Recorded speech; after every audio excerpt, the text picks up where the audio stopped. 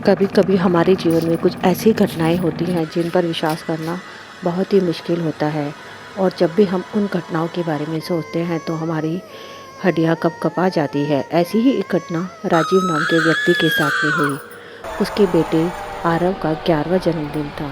उसने अपने बेटे को खुश करने के लिए जंगल सफारी घूमने का प्रोग्राम बनाया, लेकिन उसे क्या पता था कि उसके साथ कुछ ऐसा होगा जो वो ज़िंदगी भर नहीं भूल सकता। उसने जंगल सफारी के लिए गाड़ी बुक कराई। जब वह जंगल में घूमने गया तो उसने पाया कि जो ड्राइवर उसने बुक करा था वो तो आया ही नहीं। उसने सोचा कि चलो क्यों ना मैं ही ड्राइव कर लूँ।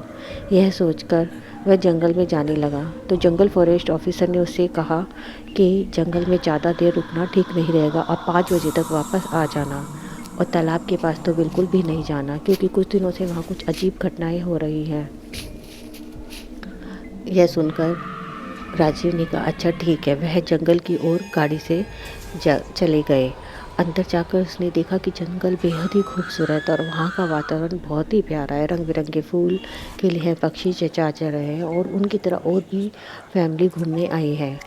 थोड़ी देर में घूमने के बाद उन्हें ध्यान आया कि फॉरेस्ट ऑफिसर ने उन्हें तालाब की तरफ जाने के लिए मना किया था, लेकिन मन की उत्सुकता का क्या करे।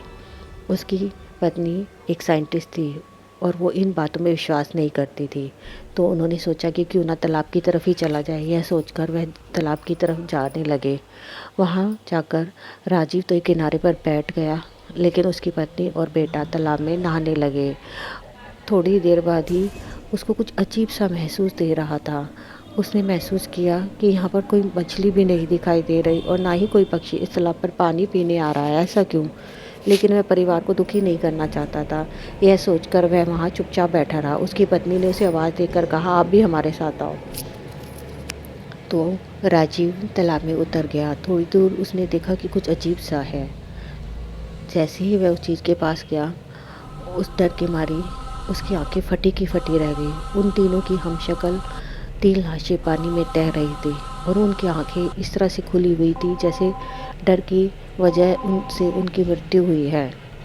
राजीव घबरा गया। वह भागकर बाहर निकला और उसने अपने परिवार को भी वापस बुला लिया। उसने सोचा कि अब हमें वापस चलना चाहिए। उसने अपने परिवार को कुछ नहीं बताया।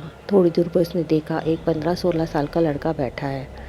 इतने बड़े जंगल में लड़का यह क्या कर रहा है। यह सोचकर उसने कहा कि तुम यहाँ अकेले क्यों बैठे हो, तुम्हारे माता पिता कहाँ हैं। उसने कुछ जवाब नहीं दिया। राजीव ने ज़्यादा ध्यान नहीं दिया और वह अपनी गाड़ी की ओर बढ़ा। गाड़ी की ओर जाने पर उसने देखा एक बूढ़ी माताजी उन्हें ही देख रही है। बूढ़ी माताजी ने कहा, क्या तुम्हारे पास कुछ खाने के लिए है। राजीव की पत्नी ने उसे सैंडविच और बिस्कुट दिए। तो उसने राजीव से कहा, बेटा आंखों देखी बातों पर विश्वास नहीं करना, जो मन कहे वही करना। राजीव को कुछ अजीब तो लगा।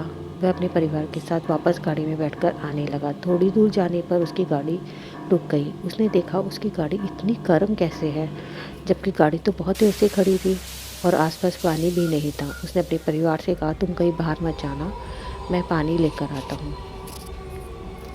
यह कहकर वह पानी की बोतल लेकर तालाब की ओर जाने लगा। तो उसने देखा कि वह बच्चा अभी भी वहाँ बैठा है, लेकिन उसकी नज़र एकदम से तालाब पर पड़ी। तो ये क्या, उसको समझ ही नहीं आ रहा था ये क्या हो रहा है। उसका परिवार अभी भी तालाब में तैर रहा है और वह बाहर बैठकर वीडियोग्राफी कर रहा है। पहले तो उसे लगा कि उसका तीनों का हमशक्ल तालाब में होना एक भ्रम होगा, लेकिन यह देखकर तो उसका दम ही निकल गया। वह वहाँ चक्कर खाकर बैठ गया।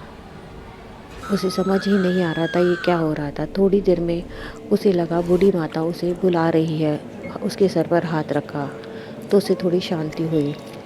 फिर थोड़ी देर में उसको होश आया तो वह देख रहा था कि वह तालाब से पानी भर रहा है। वह पानी लेकर आगे बढ़ा। बूढ़ी माता ने उसे कहा कि कंधे पर हाथ लगाओ और डर को भगाओ। उसे समझ नहीं आया। वह आगे बढ़ा तो उसने देखा कि उसका परिवार उसकी हमशक्ल से बात कर रहा है, तो उसे बड़ा ही अजीब लगा। उसने लेकिन बूढ़ी माता की बात को मानकर उसके कंधे पे हाथ रखा तो वह धुआं बनकर उड़ गया। यह देखकर वह बहुत बुरी तरह से घबरा गया। उसने जल्दी ही अपने परिवार को बोला, गाड़ी में बैठो और यहाँ से चलते हैं। उसका परिवार भी कुछ समझ नहीं पा रहा था।